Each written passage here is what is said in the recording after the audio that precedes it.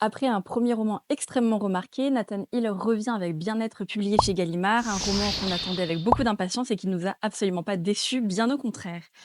On y suit l'histoire de 2 jeunes gens. Nous sommes au tout début des années 90. Ces 2 jeunes gens arrivent à Chicago, ils sont très différents. Elle est issue d'une grande famille, une lignée de financiers et d'escrocs en tout genre par ailleurs. Elle est cultivée, belle, raffinée. Lui, au contraire, vient du Kansas, un milieu plutôt populaire. Il est photographe, il, a un look beaucoup plus grunge, il est tourmenté, secret, assez mystérieux.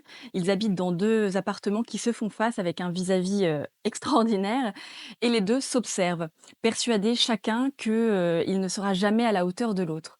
Un jour, ils se parlent enfin, c'est l'amour immédiat, un coup de foudre, une grande histoire née entre ces 2-là qui sont, des jeunes pleins d'idéaux, qui sont, persuadés de pouvoir changer le monde, qui méprisent la norme et qui veulent à tout prix rompre avec les schémas familiaux.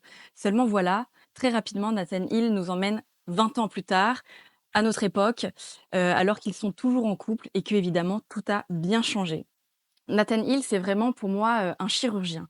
Il dissèque un couple, il le prend, il fouille tout ce qu'il peut fouiller et à travers lui, c'est l'Amérique contemporaine qui jaillit dans toute sa nudité, dans toutes ses obsessions, dans toutes ses contradictions. C'est un maître du détail, il vise juste à chaque fois. C'est un récit qui est cruel par certains aspects, qui tape précisément là où ça fait mal, dans notre obsession pour le bien-être, individuel qui nous fait en fait sombrer dans une espèce de folie collective dont nous ne prenons pas encore la mesure.